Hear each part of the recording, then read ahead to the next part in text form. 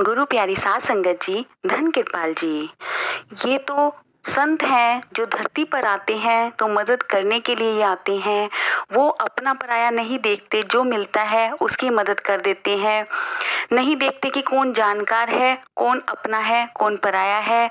ये तो हम लोग हैं। अगर हम आश्रम में भी थोड़ा सा भी हमें ओहदा मिल जाए, सेवादार बन जाए, कुछ भी हो जाए, तो हम अपनी सबसे पहले अपनों की मदद करते हैं, अपनी मदद करते हैं, उसके बाद अपने रिश्तेदारों की मदद करते हैं। अनजान को तो मौका ही नहीं मिलता किसी भी मदद का।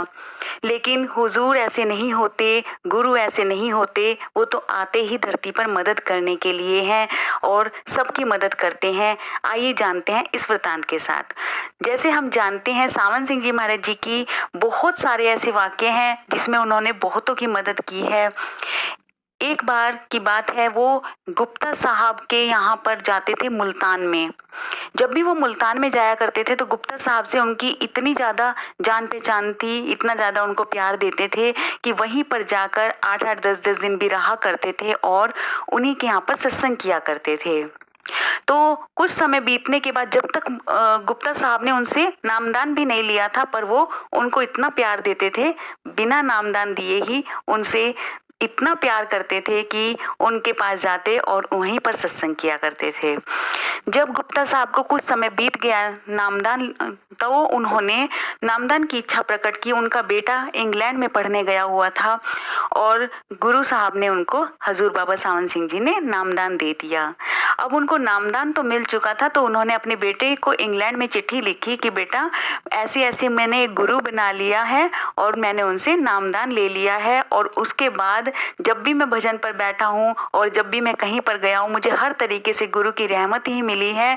मुझे इतने अच्छे अच्छे अनुभव हुए हैं। जब तुम आओगे तो मैं उनसे तुम्हें भी मिलवाऊंगा। इस पर बेटे ने बहुत अच्छे अपने विचार जाहिर किए और बेटा हिंदुस्तान आने लगा। उसने अपने पानी के जहाज हुआ करते थे, उस समय जहाज नहीं हुआ करते थे, पानी के जहाज ज़्यादा होते थे, तो उसने अपने पानी के जहाज में अपना टिकट वगैरह बुक करा लिया और पानी के जहाज से इंडिया आने लगा। जब वो पानी के जहाज में बैठा हुआ था तो कुछ तूफान आया, लहरें आई और पानी का जहाज डूबने लगा। ऐसी लहरें आई कि एक एक बंदा धीरे धीरे करके नीचे डूबता जा रहा था।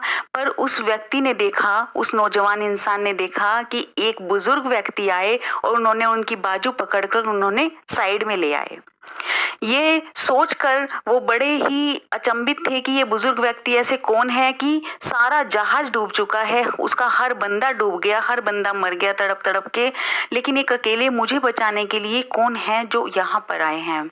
वो समझ नहीं पा रहा था। पर जब वो घर आया तो हुजूर उनके यहाँ पर ही ठहरे हुए थे। वो अचानक से बोल पड़ा, अरे ये तो वही है जो मुझे पानी के जहाज से बचाने के लिए आए थे। तो उनके पिता ने कहा कि यही तो मेरे गुरु हैं। तो सावन सिंह जी महाराज जी, क्योंकि महाराज जी कभी भी अपने ऊपर नहीं लेते कि मैंने किसी को बचाया है, महाराज जी ने कहा कि नहीं नहीं, वो तो मेरे गुरु जयमल सिंह जी होंगे। तब उस नौजवान ने कहा, नहीं नहीं, वो आप ही थे, मैंने ध्यान से देखा था, वो आप ही थे, बल्कि उस समय मैं समझ नहीं पाया था कि कौन है, पर आपको देखकर मैं साफ साफ कह सकता हूँ वो आप ही थे।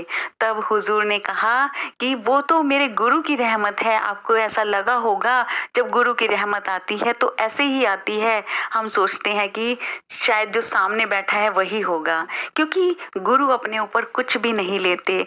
तो ऐसे होते हैं हमारे गुरु जो अपने ऊपर कोई बात लिए बिना हर एक की मदद करते हैं, हर एक का मान सम्मान बढ़ाते हैं, हर एक के साथ खड़े रहते हैं।